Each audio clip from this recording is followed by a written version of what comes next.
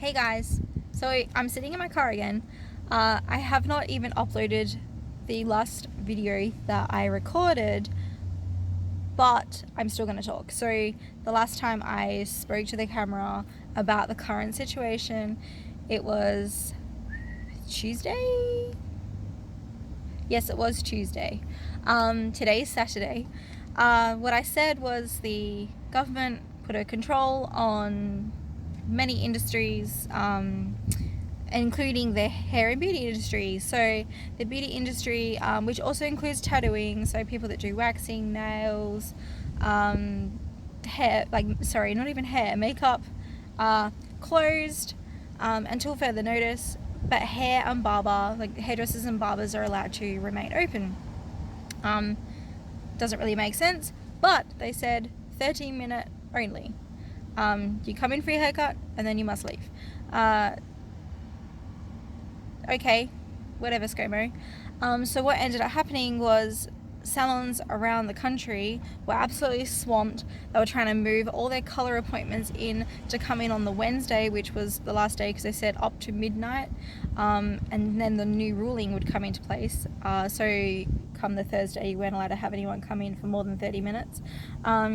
So, I was absolutely swamped. I had to move all these bookings that I had come in earlier, and because it had been announced on the TV that hairdressers and barbers were allowed to stay open, I did have quite a few people come down for a haircut. A little bit of business is good, but, it's kind of, we're trying to encourage social distancing, and social distancing does not work as a hairdresser because I am literally putting my hands on people's foreheads, on people's faces, on the back of people's necks. I'm moving their ears around. It doesn't work. We do what we can. Anyway, what ended up happening on the Thursday, I woke up feeling absolutely terrible. I think the stress had just got to me. I woke up feeling sick. I had a headache. I vomited, which is disgusting. I went to the toilet like a gazillion times. Not like you need to know, but hey, it's natural. My body was just like, it still is, but like at the time it was just stressed and I had no idea how to deal. I struggled to even get out of bed because it was just, I think it's just mentally draining. It just drained me. So I stayed home. I watched a little bit of Netflix. I watched a lot of YouTube, and I slept a lot. I went back to work on the Friday. The lady that I have that works for me, she works part-time. She usually works on between 9 and 2, and I said, we'll just play it by ear. Pointless. We stood around doing next to nothing. She did one lady's haircut at 9 o'clock in the morning, and the next person that we served wasn't until after 12 o'clock. So, we stood around for a long time doing nothing, watching TikToks and trying to do puzzles in magazines because there is no clients around. Apparently we're an essential business. ScoMo wants us to stay open because apparently hairdressing is essential, even though at the same time he's encouraging people to stay home and social distance, so there's no customers for us to serve. Anyway, I ended up deciding to leave early. I left just after 2 because there was no need for me to hang around. And when I left, a restaurant owner who is just kind of next to me over that way from where I'm parked my car at the moment, I noticed he was leaving at the same time, so we were having a chat, and he said the same thing, like, he has offered takeaway, but his restaurant has mainly been dine-in, and a lot of people don't want a takeaway experience with the type of food that he serves. So he just thought, well, what's the point of hanging around? He said he made $85 for the day. $85 does not pay the bills. I said to him, I beat you. I made $109. That doesn't pay the bills. I need to pay my staff member $125 just to be there for, excuse me, coughing into the wind there. There's no one next to me. yeah, it's ridiculous. Um, what do you do? Oh, I didn't say this. So I didn't find out straight away. I didn't find out until towards the end of the day on the Thursday, the day that I was like crook in bed and like stressed and didn't want to go anywhere. The government backpedaled. So what ended up happening is, like I said, they put this 30-minute rule on, and then like less than 24 hours later, they'd backpedaled and taken away the 30-minute, the minimum 30 minutes. I did realize I didn't say that correctly before. I didn't see it straight away until a lot later, but a lot of other salons, not just myself, because like us salon owners, we talk, a lot of us get connected through Facebook, and we do talk and we find out what everyone else is up to. Some salons stayed up to, like, they worked until midnight, had their staff there until midnight as long as they could, to try and fit in all their clients as they can, knowing that they would close the next day, only for ScoMo to turn around and say, oh no, it's okay, you can have people come in for colours now, because if you're making money, you're an essential business. Excuse me, like I thought we're in a pandemic, and I thought we're in a health crisis, and I thought the whole idea of social distancing is to keep people, kind of grounded for a little while, stay indoors. Even Facebook and YouTube and, all the different social media platforms even got things going on saying, stay inside. I'd love to stay inside if my local government would allow me to. It just is ridiculous. So currently it's Saturday. Nothing further has been said about what's happening with my industry. I do understand they do have a lot of other things going at the moment. So the hospitals have been making sure they have more beds. They've been trying to send home patients that, don't need to be there. A lot of people can, recover from things at home, and they can have, nurses come to their house, because they're trying to free up as much space as possible. Because they did state that at the rate that we're currently going, our hospitals in Western Australia would be at capacity within 10 days. That's huge, considering we don't have many people actually even in the hospital at the moment. With the current, situation, these are just people that are in there for other types of, health problems or injuries. They need. I spoke to a person today, a client who is a paramedic, and he said at the moment they're treating every case as a possible corona case. But yeah, how far can you go when they don't even have the medical supplies?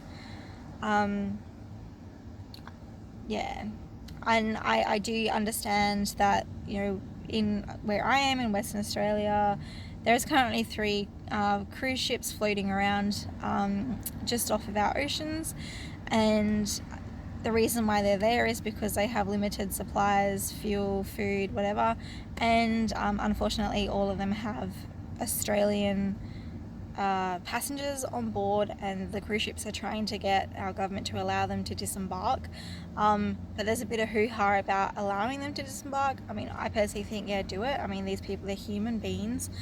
Surely they can come up with some kind of plan, but nothing at the moment. My understanding is they did finally allow one cruise ship to disembark because they had some passengers that were in like a critical condition. But yeah, it's a tough one. It's a tough situation. So my salon made $222 today, and this is like, when I'm saying I'm making this kind of money, like I'm not making money. This is like before bills, before I pay my stylist and my rent, and before I buy stock, and like I'm running low on stock, but I don't really see the point of going and purchasing anything because I don't know. No one knows. None of us are being told whether or not we're even going to be open next week.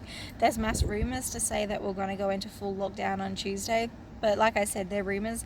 No one knows.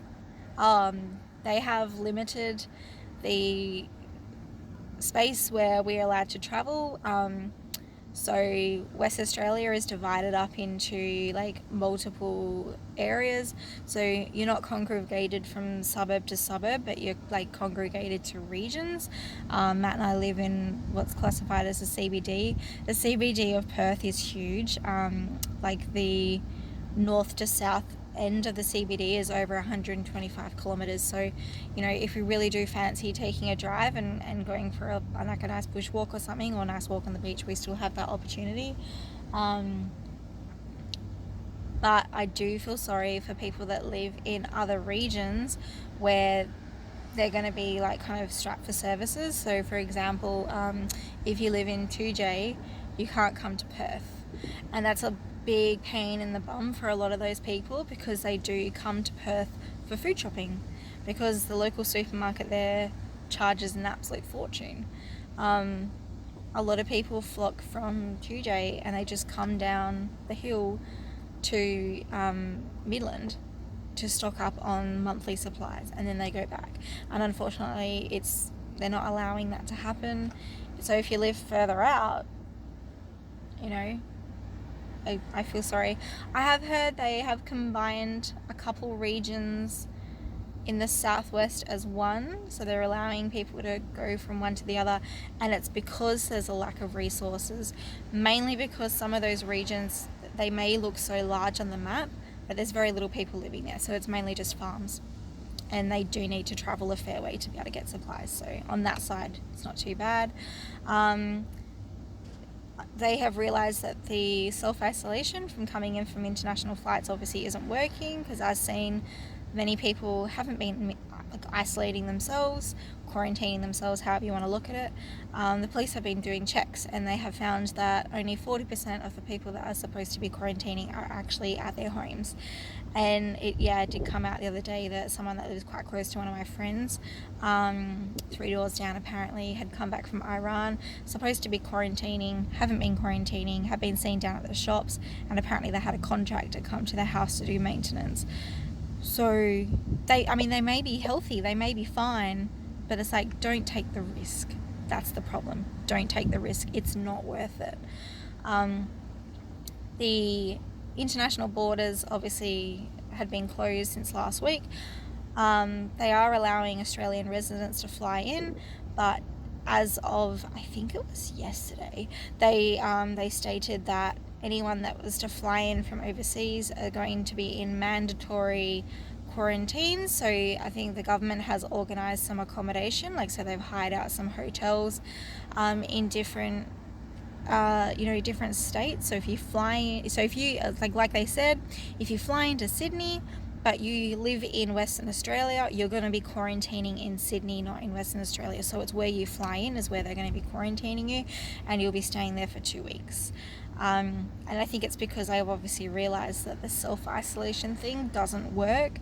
The only thing they haven't said is if you have been confirmed to be in contact with someone that does have coronavirus, I haven't heard them say whether or not that person has to be mandatory isolated, or if they are in just like a self-isolation, like they're just keeping, like hoping that the people would do the right thing.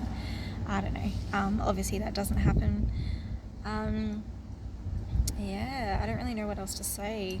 I'm sure there's things that I've missed. Business standpoint, I have no idea. We're just waiting and seeing. I'm shaking my phone. My hand's shaking. I've been talking for a long time, that's why. So Saturday afternoon, it's currently Matt's birthday. So Matt's 30th birthday. He did have a huge party organised, and obviously that had to be canned.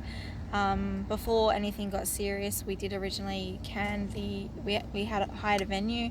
Obviously the venue cancelled, and we were to bring the party at home, but because things have escalated, that's not happening. You have a limit on how many people can come to your home. It's 10, but I don't know if that includes if it's just visitors, or if you have, say, 4 people in the house, you can only have 6 people come visit. Yeah, they're actually advising of having visits, but I mean, it happens. What do you do? Yeah. Let's see what happens. So pretty much, we're all doing the same thing. We're all just waiting to see what ScoMo has to say. Yeah.